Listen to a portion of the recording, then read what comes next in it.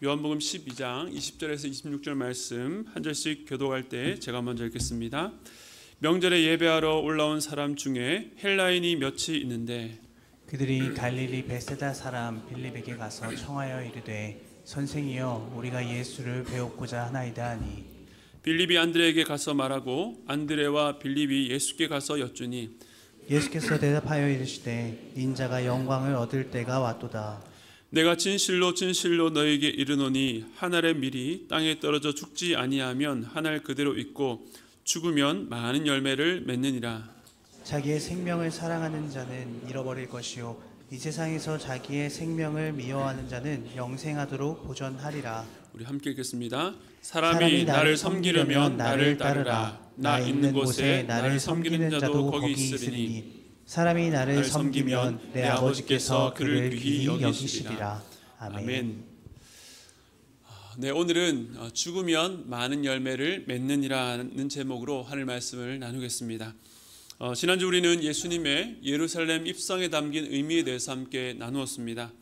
이때는 6월절 5일 전으로 이제 곧 예수님께서 십자가를 지시기 전이었지만 당시의 분위기로서는 전혀 예상할 수 없었습니다. 많은 백성들이 예수님을 향해서 호산나라고 외치면서 환영을 하는 가운데에 예수님은 선지자의 예언대로 나귀 새끼를 타고 입성하셔서 겸손하게 섬기는 왕으로 오셨다는 것을 알리셨습니다. 이 모습을 보고 있었던 바리새인들은 온 세상이 그를 따르니 예수를 죽이려는 자신들의 계획이 이제는 수포로 돌아가게 되었다라고 탄식합니다. 이어지는 오늘 본문은 그들의 우려대로 온 세상이 주님을 따르는 흐름을 우리에게 보여줍니다. 이때는 6월절 명절에 예배하러 예루살렘으로 올라온 헬라인들이 있었습니다.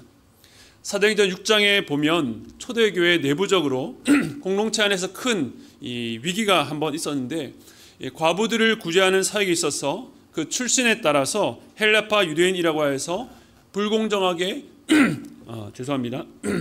제외되는 일이 벌어진 것입니다. 이로 인해서 헬라파 유대인들이 히브리 사람들을 원망하게 되었습니다. 결국 이 일로 인해서 초대교회 안에서 이 구제와 또 재정, 봉사일에 집중할 수 있도록 7집사를 세우게 됩니다.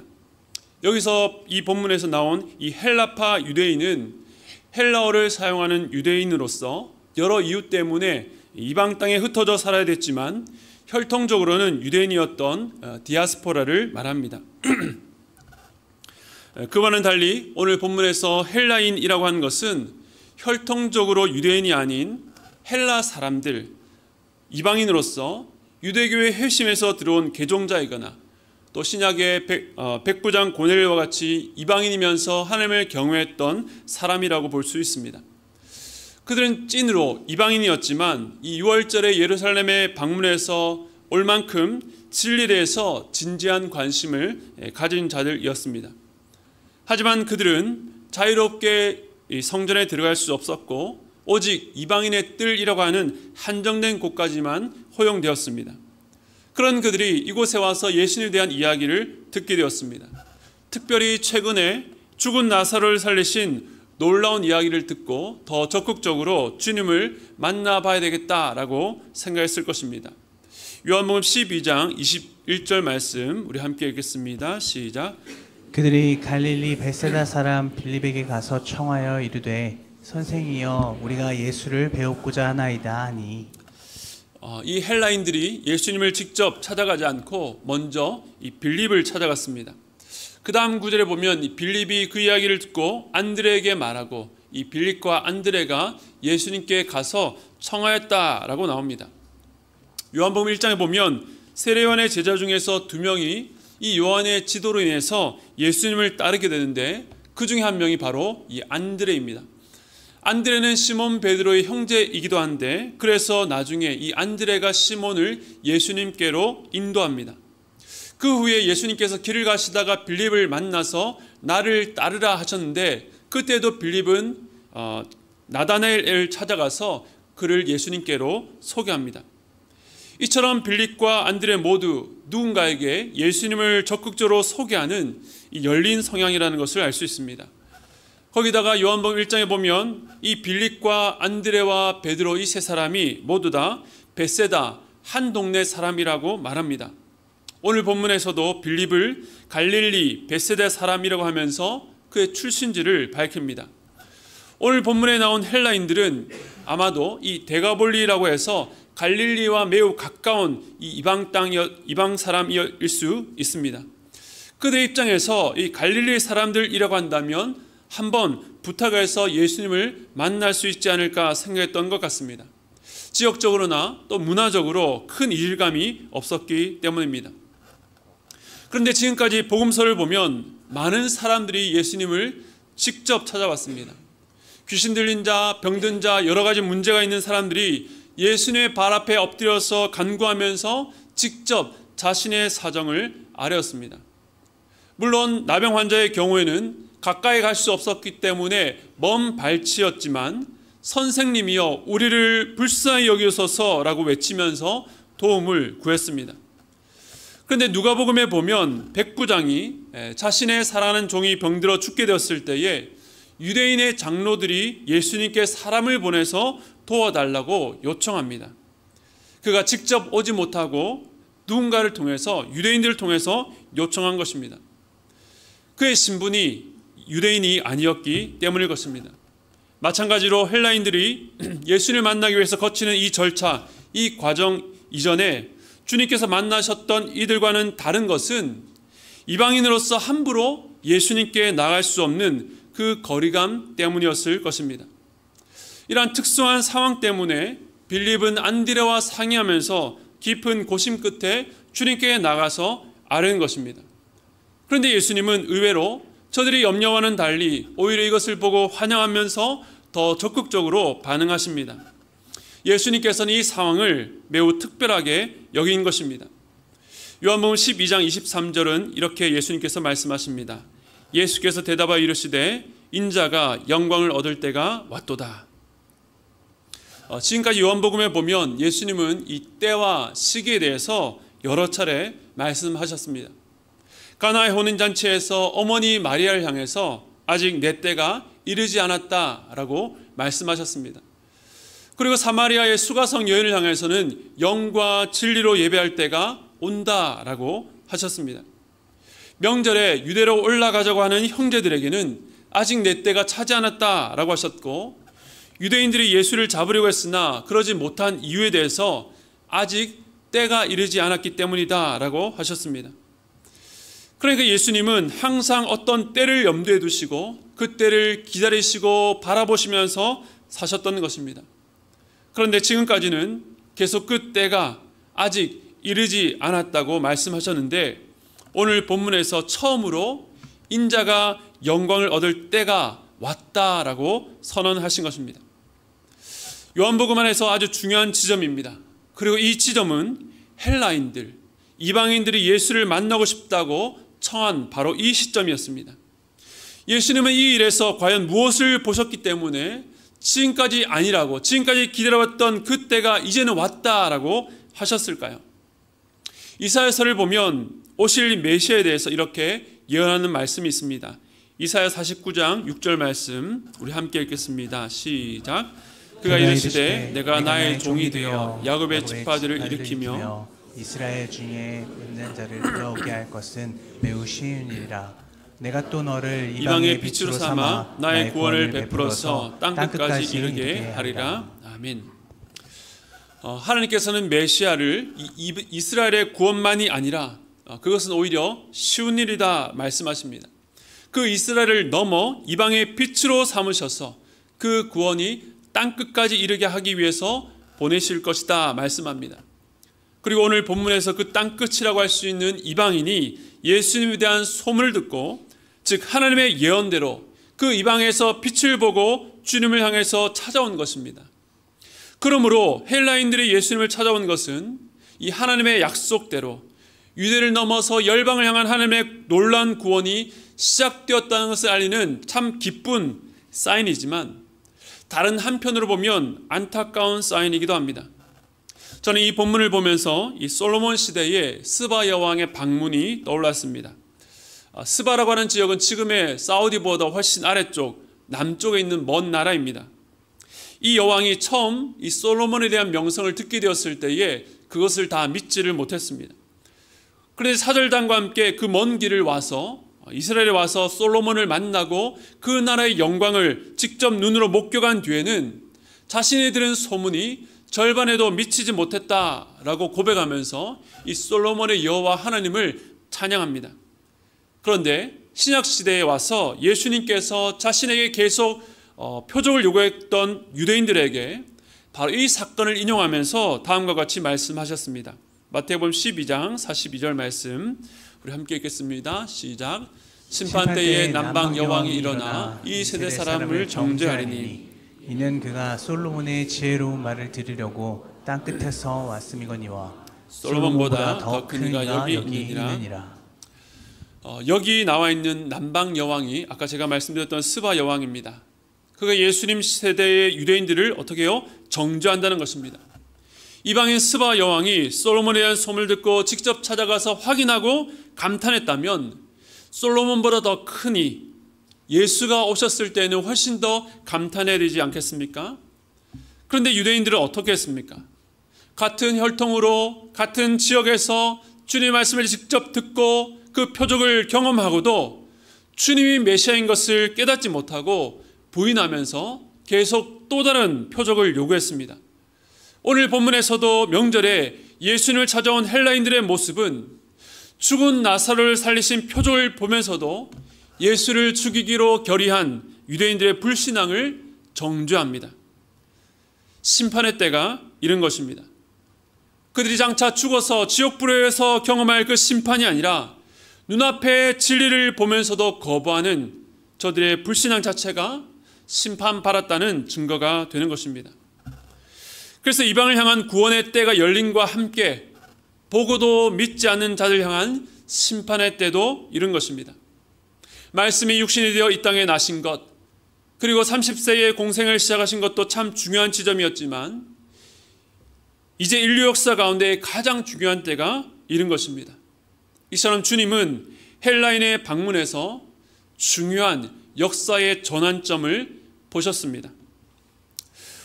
우리 개인의 인생에서도 중요한 전환점이 있습니다. 학교에 진학하고 또 진로나 직장을 결정하고 또 결혼 배우자를 결정하고 그것 이외에도 우리 인생에서 일어나는 여러 가지 사건과 일들로 인해서 우리의 삶에 지대한 영향을 미치는 여러 전환점들이 있습니다.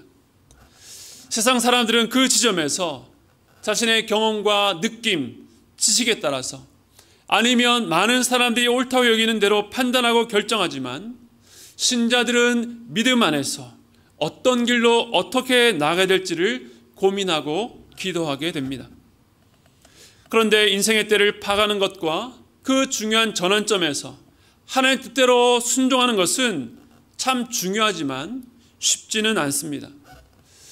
저도 과거를 돌아보면 제 20대 초반과 또 30대 초반이 제 인생의 중요한 전환점이었는데 그 저의 반응과 결과는 서로 상반됩니다. 20대 초반에는 중요한 지점에서 결단을 내리고 결정하기보다 주어진 환경과 시간에 떠밀려서 살았습니다. 그때를 맞이하기 전에도 하나님의 뜻을 구하면서 열심히 기도를 한다고는 했지만 막상 내게 주어진 환경 앞에서 겁이 나서 두려웠고 어떤 결단을 하는 것이 버거워서 회피했던 것 같습니다. 그런데 30대 초반에는 이 결혼과 진로라는 중요한 전환점 앞에서 그때를 인식하고 하나님 앞에 집중하며 엎드렸던 시간들이 있었습니다. 그리고 그때 기도하면서 주님께서 제게 주셨던 마음과 그 말씀을 따라서 인생의 방향을 바꾼 중요한 결단을 내렸습니다. 그 결과로 오늘 제가 여러분 앞에 이렇게 서 있는 것입니다. 여러분의 삶에서도 아마 그런 경험들이 다들 있을 것입니다. 뒤돌아보면 참 중요했던 시기, 인생의 중요한 전환점에서 하나님의 뜻을 찾아서 적극적으로 순종했던 때가 있는가 하면 그럴 힘이 없어서 떠밀리듯 흘려보내거나 잘못된 선택으로 인해서 영적 침체기를 보낸 분들도 있을 것입니다. 오늘 말씀은 그러한 전환점에서 우리의 선택과 판단의 기준이 되는 중요한 진리를 가르쳐 줍니다. 오늘 본문을 보면 예수님도 하나님께서 지금이 영광 받을 때라고 직접 말씀하셔서 알게 된 것이 아니었습니다. 주님은 헬라인의 방문에서 하나님의 말씀에 비춰서 그때를 분별하셨고 바로 이때가 영광의 때인 것을 아셨던 것입니다. 이제 주님은 지금까지 기다려 오셨던 이 때를 위해서 적극적으로 나아가실 것입니다. 하지만 지금 이 말씀을 듣고 있었던 제자들은 지금 주님께서 무슨 말씀하시는지 전혀 몰랐습니다. 그렇기 때문에 예수님은 이제 제자들에게 말씀하십니다. 그리고 이제 요한복음은 이 헬라인과의 만남이 성사되었는지가 보다 제자들에게 하셨던 말씀에 주목합니다. 먼저 예수님께서 영광의 때가 왔다라고 하셨을 때에 빌립과 안드레는 어떤 마음이었을까요? 예루살렘에 입성할 때에 수많은 사람들이 환호했습니다. 그리고 이제는 이방인들까지 자기들을 찾아와서 예수님을 만나고 싶다고 했습니다. 그래, 이제 정말로 영광의 때가 왔다라고 생각하면서 장차 예수님의 왼편과 오른편에 앉아서 누릴 그 영광을 기대했을지 모릅니다. 그런데 주님은 뜻밖의 말씀을 하셨습니다. 요한복음 12장 24절 말씀 우리 함께 읽겠습니다. 시작. 내가 진실로 진실로 너에게 이르노니 하늘의 밀이 땅에 떨어져 죽지 아니하면 하늘 그대로 있고 죽으면 많은 열매를 맺느니라. 아멘. 분명 예수님께서 영광의 때라고 하셨는데 백향목과 같이 귀하고 보기에도 영광스러운 나무나 온갖 과실과 풍성한 잎으로 화려한 나무가 아니라 고작 하늘의 밀을 말씀하십니다. 너무나도 초라하고 보잘것없는 작은 것 하늘입니다. 거기다가 그 하늘의 밀이 땅에 떨어져서 죽는 이야기를 하십니다. 왜 예수님은 영광의 때를 말씀하시고 고작 한 알, 그것도 죽는 것을 말씀하셨을까요?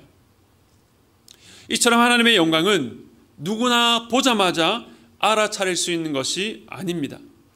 세상의 기준과 틀로는 절대 알 수가 없습니다. 오히려 너무나도 작고 보잘것없어서 이게 무슨 영광인가 싶습니다. 흠모할 만한 것이나 아름다운 것이 없어서 사람들이 무시하기에 딱 좋습니다. 거기다 심지어는 그 작은 것, 아니 적어도 그 작은 것 하나는 남겨두셔야 될 것 같은데 그 하늘의 밀이 땅에 떨어져 죽기까지 합니다. 그것이 영광이 아니라 저주 아닙니까? 그런데 여기서 놀라운 일이 일어납니다. 그 알이 죽어서 많은 열매를 맺습니다. 그러니까 당장 눈에 보이는 것으로는 그 진정한 가치를 알 수 없습니다. 현재의 모습이 전부가 아니라 그것이 죽어 기대하지 못했던 놀라운 열매들이 나타난다는 것입니다. 이 비유는 바로 메시아가 받을 영광의 성격, 그 영광이 매우 특별한 방식으로 이루어진다는 것을 알려줍니다. 예수님께서 예루살렘에 입성하실 때도 멋지고 강한 말이 아니라 짐이나 싣고 사람은 태워본 적이 없는 나귀 새끼를 타고 입성하셨던 것처럼 주님은 결코 세상의 기대와 입맛에 맞게 오지 않으셨습니다. 바로 예수님의 영광은 사람들이 기대하는 것처럼 사람들 위에 군림하면서 높은 자리에서 칭송과 환호를 받는 영광이 아니었습니다. 세상이 볼 때에는 하늘의 밀과 같았습니다. 그리고 땅에 떨어져 죽는 것처럼 주님은 죽으러 오셨습니다. 세상에서 죽는다는 것은 더 이상 미래와 소망이 끝났다는 마침표이기 때문에 더 기대할 것도 없습니다. 그럼에도 주님은 죽으셨습니다. 물론 죽은 그 자체가 목적은 아니었습니다. 한 사람이 백성을 위해서 죽어서 온 민족이 망하지 않는 것이 유익하다라고 말했던 대제사장 가야바의 말처럼 예수님의 죽음은 그냥 희생, 그냥 죽음이 아니라 많은 이들을 살리는 죽음이었던 것입니다. 하늘의 밀이 죽어서 많은 열매를 맺는 것, 이것이 주님이 말씀하신 영광이었습니다. 우리가 왜 우리의 인생에서 그 중요한 전환점에서 계속 헷갈립니까? 이와 같은 주님의 영광을 알아보는 눈이 없었기 때문입니다. 하늘의 밀이 죽어서 많은 열매를 맺는 주님의 영광이 아니라 큰 백향목, 과실나무, 당장 눈에 보기 좋은 것, 탐스러운 것, 편한 것, 쓸모있는 것, 큰 것, 세상의 영광을 찾기 때문에 우리의 눈에 보이지가 않는 것입니다. 그러나 주님의 영광은 역설에 있습니다. 죽어야 삽니다. 그 보잘것없는 것이 죽음을 통과해서 많은 열매를 맺습니다. 그리고 이 주님의 역설은 제자들을 놀라운 자리로 초청합니다. 요한복음 12장 26절 말씀 우리 함께 읽겠습니다. 시작. 사람이 나를 섬기려면 나를 따르라. 나 있는 곳에 나를 섬기는 자도 거기 있으리니 사람이 나를 섬기면 내 아버지께서 그를 귀히 여기시리라. 아멘. 요한복음 1장에서 예수님은 제자들에게 와서 보라, 나를 따르라 적극적으로 초청하셨는데, 그 이후에는 예수님께서 말씀과 표적을 통해서 주로 예수님의 정체성과 자신을 믿는 것이 어떤 의미인지를 사람들에게 가르치고 알리셨습니다. 그런데 오늘 본문에서 예수님은 제자들에게 다시 한번 나를 따르라고 말씀하셨습니다. 주님을 따르는 것, 바로 주님의 영광에 참여하도록 초청하신 것입니다. 그런데 이 말씀을 누구를 향해서 하신 말씀일까요? 많은 성도들이 성도 따로, 제자 따로라고 생각합니다. 성도 중에서 좀 더 열심히 믿고 더 헌신된 사람들이 예수님을 따라 제자로 사는 것이지, 자신은 조용히 예배를 드리면서 성도로만 살겠다라고 합니다. 그런데 이것이 과연 맞는 말일까요? 그렇지 않습니다. 2000년 전 주님께서 이 말씀을 듣던 제자들 향해서 나를 따르라고 하셨던 것처럼 지금도 오늘 이 자리에서 예배드리고 있는 여러분을 향해서 우리 주님이 부르십니다.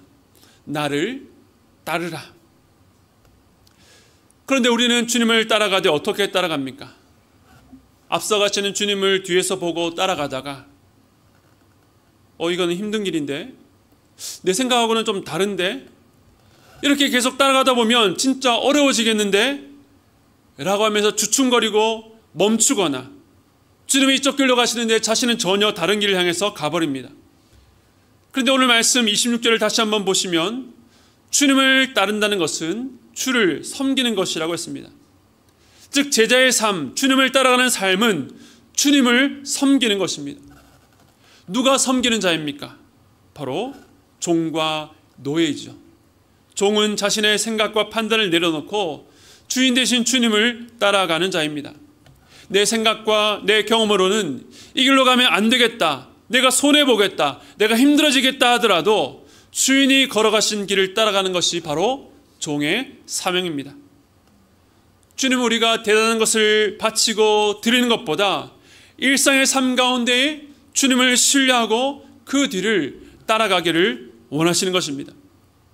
주님을 섬기기 위해 따라가는 그 자리가 바로 주님이 있는 곳이며, 그러한 자들을 아버지께서 귀히 여겨주신다 약속하셨습니다. 이전에 우리가 죄의 노예로 그 욕구대로 행하는 것마다 부끄럽고 수치스러웠던 우리의 삶이 주님을 따라갈 때에 하나님께서 귀하게 여기신다 말씀하시는 것입니다. 그러나 이 길이 결코 쉽지는 않습니다. 오히려 불가능에 가깝습니다. 그래서 인생의 전환점에서 믿음으로 주님을 따르기보다 나 중심의 결정을 하고 그릇된 길을 걸어서 우리는 자주 실패합니다. 그렇기 때문에 주님을 따르는 자가 반드시 기억해야 될 말씀, 오늘 12장 25절 말씀 함께 읽겠습니다. 시작. 자기의 생명을 사랑하는 자는 잃어버릴 것이요, 이 세상에서 자기 생명을 미워하는 자는 영생하도록 보전하리라. 아멘. 아멘이라고는 했지만 언뜻 읽어서 잘 이해가 되지 않는 말씀입니다. 어떻게 자기 생명을 사랑하면 잃고 자기 생명을 미워하면 영생하도록 보존되는가? 이 땅에서도 자기 생명을 소중히 여기고 잘 보살피고 관리해야지 건강하게 오래 살 수 있는데, 어떻게 자기 생명을 미워하면서 더 살기를 바라는가? 라는 의문이 듭니다. 혹은 이 말이 이순신 장군의 말처럼 생즉사 사즉생, 살고자 하는 자는 죽을 것이요 죽으려 하면 살 것이다, 그저 어떤 일을 죽을 각오로 하면 위기 가운데서 살 수 있다는 말처럼 들리지만 그것도 아닙니다. 이 말씀은 세상의 것이나 세상의 가치관으로 이해할 수 없습니다. 자기 생명을 사랑하는 것은 인간의 본성이죠. 우리는 무의식 중에서도 스스로를 보호하고 소중히 여기느라 열심히 일합니다. 하지만 그 결과가 무엇입니까? 사람들은 자기 생명을 사랑해서 열심히 삽니다. 자기 생명을 사랑하기 때문에 열심히 일하고 돈을 벌고 미래를 준비합니다. 그런데 자기 생명을 사랑하기 때문에 때로는 불의한 일을 보고도 눈을 감기도 하고 어떤 경우에는 적극적으로 불법을 행하기도 합니다.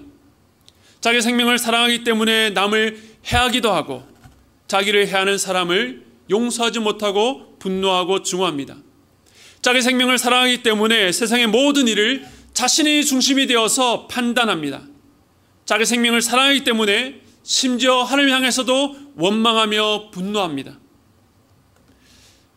자기 생명을 사랑하는 것은 우리 마음에 새겨진 본능이라 그것을 따라 사는 것이 지극히 당연해 보이지만 우리의 본성이 죄로 말미암아 왜곡되고 비틀어졌기 때문에 거기에 충실히 살면 살수록 결국 죄의 결국 사망을 향해 갈 수밖에 없는 것입니다. 그래서 오늘 말씀은 그렇게 자기 생명을 사랑하는 자는 결국 잃어버린다 말씀합니다. 무엇을 잃습니까? 그것은 바로 진짜 생명, 참된 생명을 잃어버리는 것입니다. 세상 사람들은 자기 식대로 자기의 생명을 지키고 누리고 사랑합니다. 그러나 그렇게 자기를 사랑하는 세상은 무질서와 분쟁과 결국 모두가 죽음을 향해 가는 것입니다. 한 사람도 예외가 없습니다. 그러나 성경은 진짜 생명을 누리기 위해서 자기 생명을 미워하라고 말합니다. 자기를 사랑하여 자기 뜻을 따르며 자기를 기쁘게 하고 자기 생명을 스스로 지켜 보호하는 길을 미워하라는 것입니다. 그렇게 할 때 영생하도록 보존하신다 약속합니다. 그런데 여기서 영생이란 말 자체는 인간이 만들어내거나 생각할 수 없는 단어입니다. 인간은 유한한 존재이기 때문입니다. 그러나 주님 우리에게 영생을 약속하셨습니다.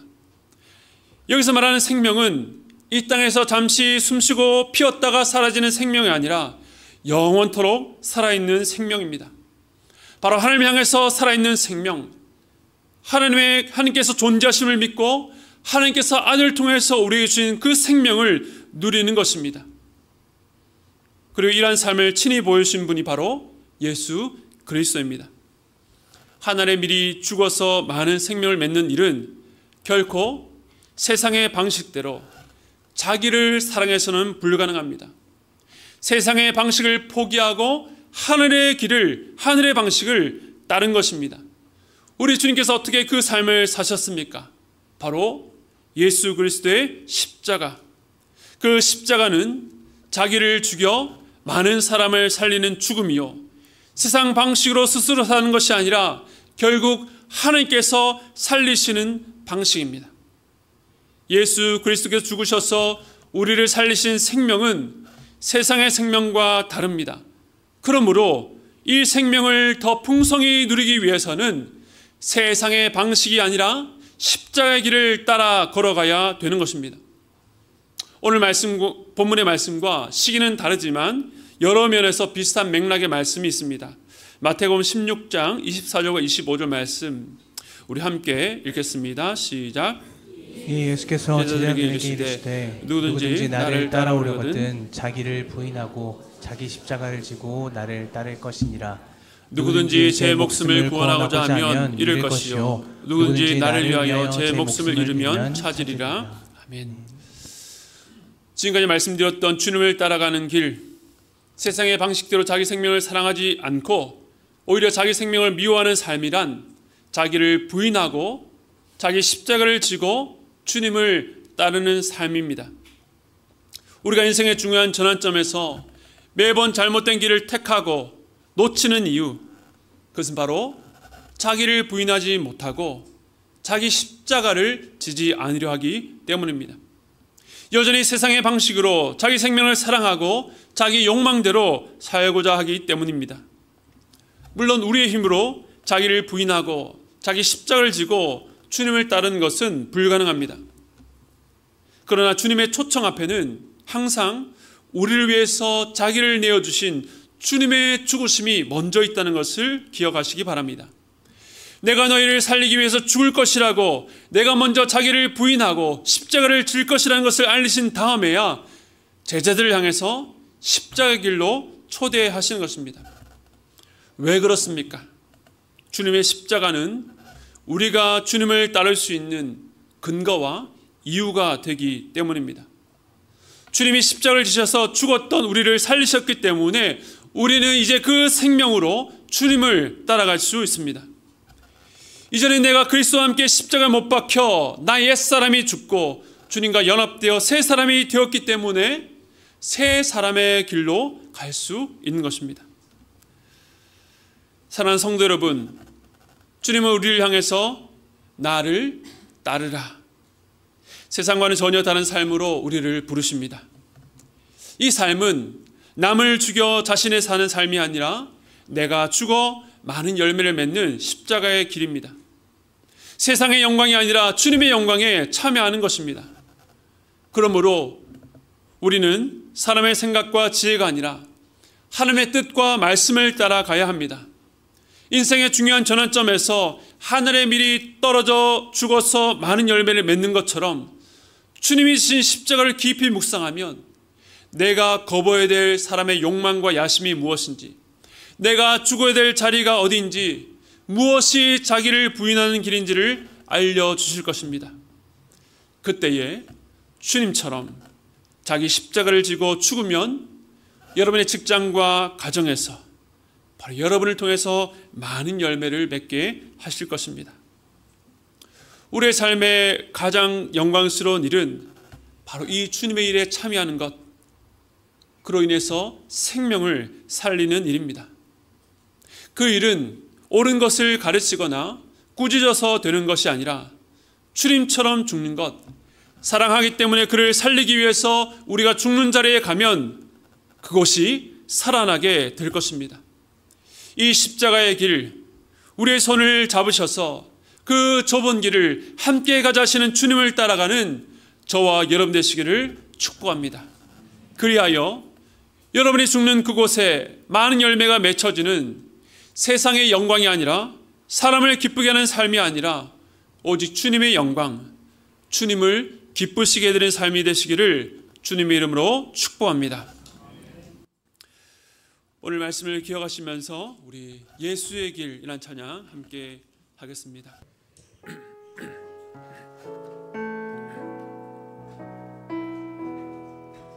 안개 속에서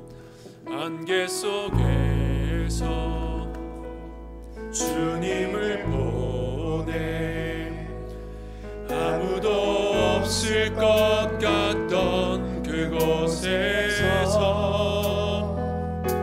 손 내미셔서 나를 붙드네 길 잃고 쓰러져 가던 그곳에서 주 말씀하시네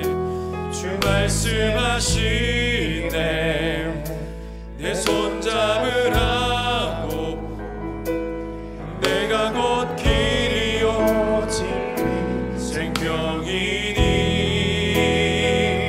나 그 길을 보내 주 예비하신 곳 다른 길로 돌아서지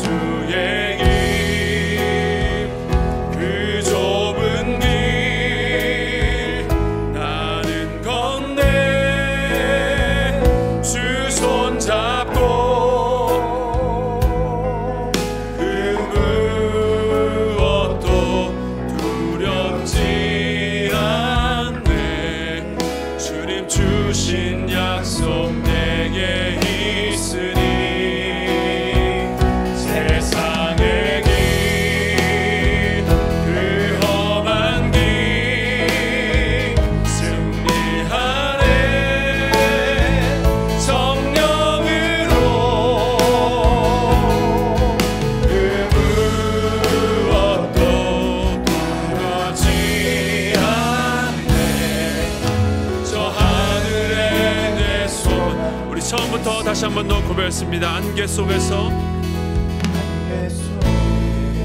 주님을 보내 아무도 없을 것 같은 곳에서 그곳에서 손 내미셔서 나를 붙드네.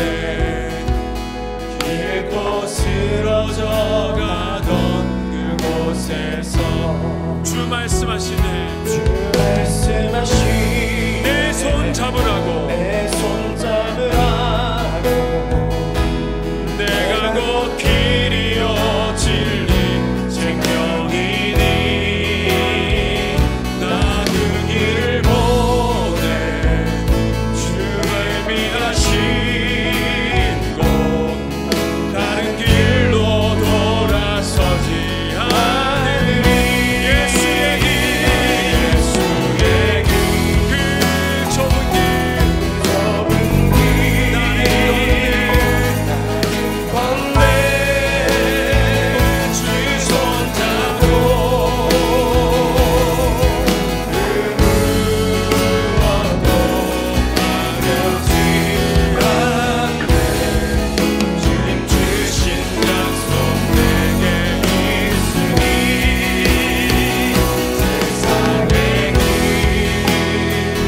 그 험한 길 안에 성령으로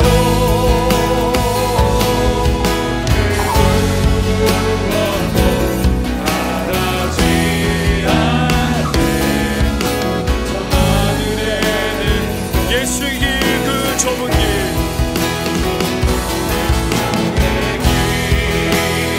그 좁은 길 건네. 주 손잡고 그 무엇도 두렵지 않네. 주님 주신 약속 내게 있으니 세상의 길 그 험한 길 승리하네. 성령으로 그 무엇도 바라지 않네. 저 하늘에 내 소망 있으니.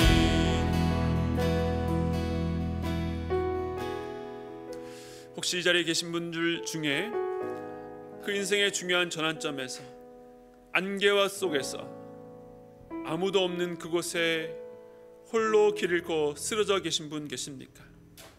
오늘 주님께서 여러분을 향해 손 내시며 말씀하십니다. 내 손을 잡으라. 내가 곧 길이요 진리요 생명이니 더 이상 방황하지 말고 내 손을 잡고 나와 함께 가자 말씀하십니다. 세상이 말하는 자기를 사랑하여서 모든 것을 잃어버리는 삶이 아니라 자기 생명을 미워하며 주님을 따르는 삶, 바로 자기를 부인하며 자기 십자가를 지고 주님을 따라가는 삶을 주님께서 원하고 계십니다. 세상에 소망 없어 보이는 그 일을, 보잘것없는 그 일을 통해서 우리 주님께서 많은 열매를 맺으셨던 것처럼 마치 죽음의 길을 갔지만 주님과 함께 손을 잡고 십자가를 따라가면 그것이 곧 사는 길이요 살아나는 길이라고 말씀하십니다. 우리 시간 함께 기도할 때에 주님, 내가 속한 가정에서, 내가 가는 직장에서, 내가 있는 교회 안에서 주여 십자가의 길을 걷기를 원합니다. 하늘의 밀이 떨어져 죽어서 많은 열매 맺는 것처럼 주님, 내가 주님과 함께 십자가에 죽기를 원합니다. 그래서 나의 삶을 통해서 많은 열매가 맺혀질 그날을 고대합니다. 주님, 우리의 생각과 우리의 경험으로는 그것을 감히 상상할 수 없지만 십자가를 붙듭니다. 주님의 십자가로 내가 살아났던 것처럼 나로 말미암아 생명이 살아나는 놀라운 역사를 허락하여 주시옵소서. 우리 함께 기도하며 나가도록 하겠습니다. 하나님 아버지, 우리의 삶을 붙잡아 주시옵소서. 아버지, 사방이 죽음으로 뒤엎여있습니다. 아버지,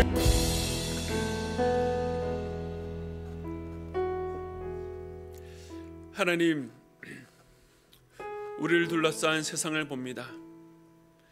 모두가 자기 생명을 사랑하여서 생명을 누리고 그 생명대로 사는 것 같지만 우리는 사망에 둘러싸여 있습니다. 그 어디에도 참된 생명이 없기 때문에 그렇습니다. 그러나 주님, 그 사망 가운데 둘러싸여 영원한 사망으로 갈 수밖에 없는 저희들을 주께서 하늘의 밀이 되셔서 이 땅에 떨어져 죽으셔서 우리를 살려주셨음을 고백합니다. 그러므로 우리 안에 있는 이 생명은 저 세상에 활짝 피었다가 사그러드는 죽을 생명이 아니라 어떤 고난과 환경 가운데서도 어떤 일을 만날지라도 위축되지 않는 진짜 생명인 줄로 믿습니다. 주님, 그 생명이 생명된 것을 누리고 살기 위해서 자기를 부인하고 자기 십자가를 지고 주님을 따르라 말씀하시는데, 우리가 그 삶에서 넘어지고 쓰러져서 아무도 보지 않는 곳, 길을 잃고 헤매 있는 자가 있다면 주님, 오늘 이 말씀이 우리의 귓가에 들려지는 주님의 사랑스러운 음성으로 들릴 수 있도록 주여 붙잡아 주시옵소서. 우리가 그 삶이 무엇인지 다 알지 못한다 할지라도 이 말씀에 순종하여서 주여 그러합니다, 내가 그러한 생명을 누리기 원합니다 라고 고백하며 주의 손을 덥석 잡을 때에 주여 우리를 짓누르는 그 사망의 음침한 골짜기를 벗어나 이제 생명으로 살아갈 수 있도록 붙잡아 주시옵소서. 하나님, 이 자리 가운데 살아있으나 죽은 자처럼 살아가는 자 있습니까? 혹은 죽음을 앞에 두고 살아간 자 있습니까? 혹은 죽기를 바라고 살아가는 자 있습니까? 주님, 그들을 살려주시옵소서. 그들 위해서 주님께서 죽으셨사오니 그 생명으로 우리가 살아나기를 원합니다. 또한 이제는 그 생명을 가진 우리가 하는 그곳에서 사람을 살리는 자로 살기를 원합니다. 내가 살기 위해서 다른 사람들을 깎아내리고 죽이는 것이 아니라 내가 주고 그 사람들을 존귀케 되고 내가 주고 그 사람들을 주님께로 인도하는 삶을 살기를 원하오니 우리가 그런 삶을 살 수 있도록 우리에게 생명의 능력을 더하여 주시옵소서.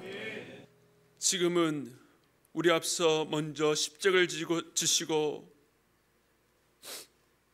죽으신 예수 그리스도의 한량없는 은혜와 하나님 아버지의 무한하신 사랑하심과 성령님의 감동, 감화, 교통하심의 역사가 모두가 살기를 원하여서 서로를 죽여가는 이 세상 가운데에 내가 하늘의 밀이 되어 죽어서 많은 사람을 살리는 주님의 십자가의 길을 따르겠다고 다짐하고 돌아가는 모든 성도들의 머리 위에 지금부터 영원토록 함께 있기를 축원드리옵나이다.